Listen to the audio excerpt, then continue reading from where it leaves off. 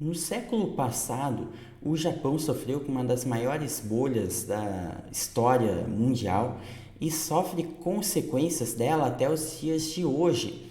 Vamos entender nesse vídeo como é que um país como o Japão pode se ver em uma situação como essa, em uma crise como aquela, e também fatores que levaram a isso.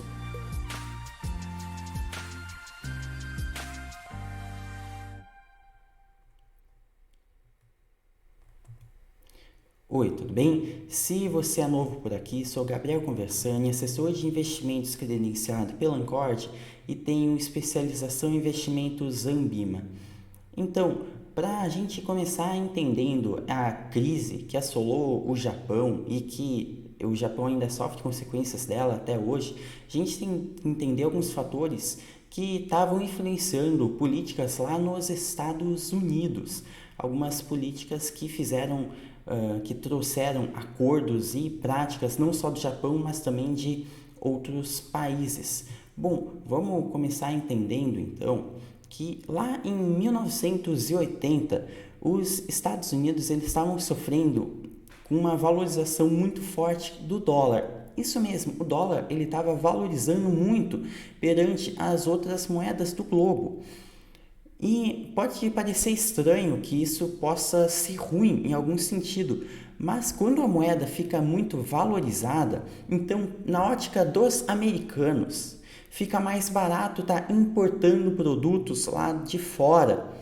E com isso, as exportações elas acabam também sendo reduzidas, porque na ótica do estrangeiro, o produto americano ele está mais caro, então o estrangeiro ele não vai comprar tanto das indústrias americanas. Com isso, a gente tem uma perda de competitividade das indústrias dos Estados Unidos. Por quê? Porque se o americano está comprando mais das indústrias de fora, as indústrias estrangeiras, e se os estrangeiros não estão comprando tanto das indústrias americanas, então as indústrias americanas ficam sem vender muito, basicamente. E com isso também a gente teve um déficit mais forte na balança comercial, porque a balança comercial ela leva em conta as exportações menos as importações. E como estava tendo muito mais importação, estava saindo muito mais dinheiro do que entrando. Isso não era bom na ótica governamental. Então começaram a surgir, por parte de setores mais nacionalistas e mais protecionistas, um apoio muito forte justamente a medidas protecionistas para taxar mais então a compra de produtos estrangeiros e justamente para tentar fortalecer mais e para tentar incentivar mais a compra de produtos americanos. Mas isso não era muito bom para ninguém, basicamente. Porque até mesmo se você dificulta a compra de indústrias, de produtos de indústrias estrangeiras, você acaba com isso fazendo com que empresas lá de fora não tenham tanto lucro, tantas receitas. E se essas indústrias compravam algum produto aqui lá dos Estados Unidos, elas não iam mais comprar. Então você reduzia a receita e dificultava com isso também a possibilidade da compra de produtos americanos. Então isso de fato não era bom para ninguém. E para evitar que isso ocorresse de fato, surgiu o Acordo de Plaza, que foi um acordo entre as cinco principais economias do mundo, entre elas o Japão, com o objetivo principal de estar desvalorizando o dólar. Com isso, se tinha uma expectativa de não ter mais tanto apoio a eventuais medidas protecionistas. Por quê? Porque se o dólar estava mais desvalorizado, então quem sabe os Estados Unidos iam sofrer com menos apoio, de fato, a essas medidas, porque as pessoas iam voltar a comprar mais das indústrias americanas. O que aconteceu de fato, em 5 anos o dólar ele desvalorizou 44%, então o objetivo foi cumprido. Mas os outros países, eles sofreram com isso também, não foi só festejo, não teve só benefícios com isso. Se a gente for ver esse gráfico aqui, que é o de a taxa de câmbio iene e dólar, a moeda japonesa, principalmente aqui mais na década de 90, a gente teve uma valorização muito forte. Então o iene valorizou muito perante o dólar. E aquele problema que a gente via mais assolar os Estados Unidos, agora começou a assolar também o Japão. Então, isso acabava não sendo bom também na ótica japonesa. Por quê? Porque os japoneses agora não estavam conseguindo exportar, na verdade, muita coisa. Isso começou a prejudicar a indústria japonesa, a indústria interna japonesa, a balança comercial japonesa. Então, foi basicamente transferir o problema que estava assolando nos Estados Unidos, mas agora para o Japão. E bom, o governo japonês, ele tentou fazer algumas coisas para melhorar, de fato, essa situação.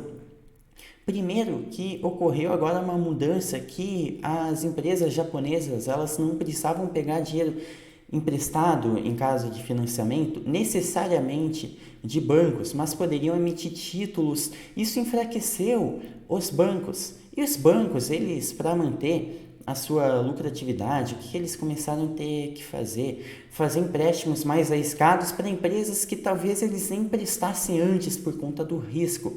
E como a legislação também contribuía para a tomada de risco por parte das empresas, ou seja, as empresas agora, elas poderiam estar tomando empréstimos, se alavancando a um ritmo ainda maior, isso fazia com que, bom, os bancos, por um lado, queriam tomar mais risco e as empresas podiam tomar mais risco. Então, a gente tinha um crédito cada vez mais arriscado circulando na economia. Isso facilitava, isso ia fortalecendo, aumentando uma bolha, porque tinha muita empresa ruim, então, conseguindo crédito e movimentando a economia, aumentando, até possibilitando até uma expansão do efeito multiplicador de crédito bancário. Isso trazia uma inflação monetária ainda maior e ia fortalecendo a bolha. Além disso, o governo ia contribuindo ainda mais para isso, além da legislação, ia reduzindo ainda mais a taxa de juros, facilitando com que cada vez mais crédito, e muitas vezes crédito para empresas que não eram tão boas, fossem sendo possibilitados. Então, os bancos podiam cada vez mais emprestando dinheiro e o dinheiro ia ficando cada vez mais barato, com taxas de juros cada vez menores. Além disso, a gente tinha uma questão no setor imobiliário que também afetou muito. Por quê? Porque se tinha um imposto muito baixo para possuir imóveis, então para posse de imóveis. Então você possuir um imóvel, você não tinha que pagar muito imposto basicamente, mas para você vender um imóvel, aí sim você tinha que pagar um imposto bastante alto. O que isso fez com que ocorresse? Fez com que quem possuía imóveis não quisesse vender os seus imóveis, porque para vender era muito caro, tinha muito imposto. Então, você basicamente reduziu a oferta de imóveis no mercado. Mas e a demanda? A demanda, ela era crescente, porque se tinha uma expectativa gigantesca no Japão. Muita gente, muitos investidores acreditavam que o Japão ia continuar crescendo a níveis astronômicos. Então, muita gente queria comprar imóveis no Japão, queria ter um imóvel até para ir alugando. Então, as pessoas e também multinacionais que queriam ser sediadas no Japão iam comprando cada vez mais imóveis e não iam vendendo. E isso fazia com que a gente tivesse uma demanda muito forte perante a oferta.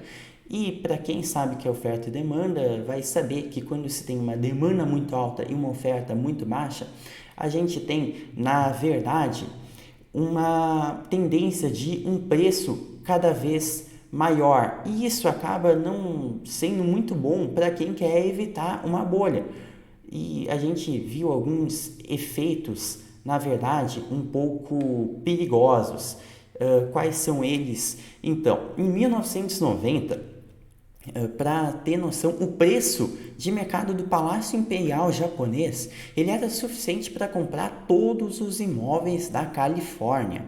Além disso, o mercado imobiliário japonês ele já valia 4 vezes o mercado imobiliário americano. E assim, o Japão é uma pequena ilha, os Estados Unidos está dentre os 5 maiores países do mundo. Então, só pela questão do tamanho, a gente já vê essa discrepância gigantesca. E além disso, o mercado americano também era bem forte, o mercado imobiliário americano. Então, das duas, ou o mercado imobiliário americano estava sendo precificado muito para baixo, então estava sendo muito subprecificado, ou o mercado do imobiliário japonês realmente estava em uma bolha gigantesca. E foi isso que a gente acabou vendo posteriormente. Por fim, aqui, o mercado acionário japonês, ele também estava em uma bolha gigantesca. Ele estava estava valendo mais de 300%, ele tinha valorizado mais de 300%. Isso representava 42% da capitalização mundial. Então, poxa, isso é algo absurdo, porque mais uma vez o Japão é uma pequena ilha e o mercado acionário representava 42% da capitalização de todo o mundo. Então, isso de fato era absurdo, representava uma bolha muito grande.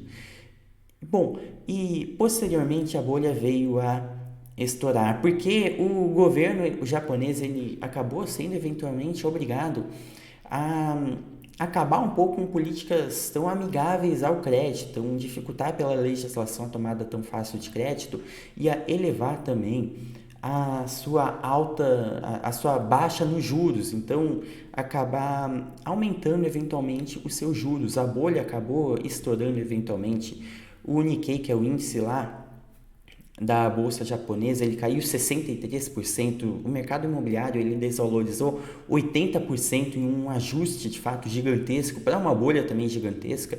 E bom, com isso a gente acabou tendo muitas demissões, aumento do desemprego, muitas falências que acabavam sendo inevitáveis, porque quanto maior é a bolha, maior é o ajuste, e o ajuste ele tem que ocorrer.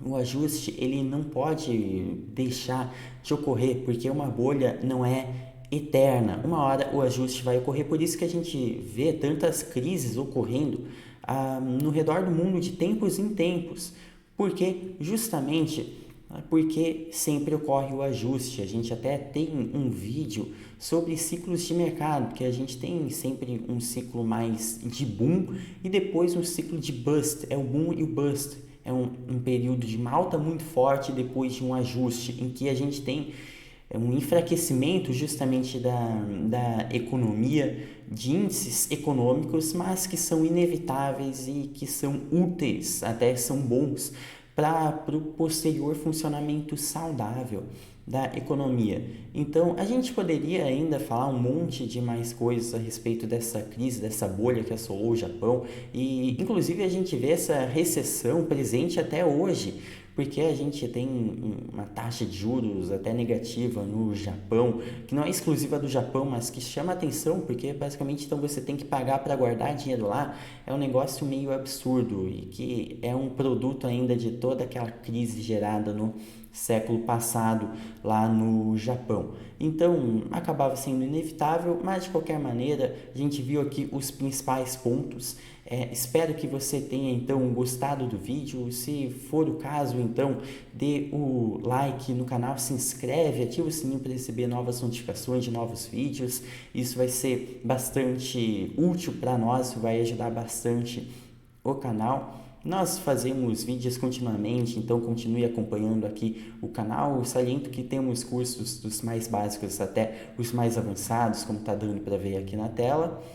E o link do nosso site, dos nossos cursos vão estar aqui na descrição para quem quiser dar uma olhada lá, para quem quiser dar uma conhecida. Bom, eu vejo vocês então nos próximos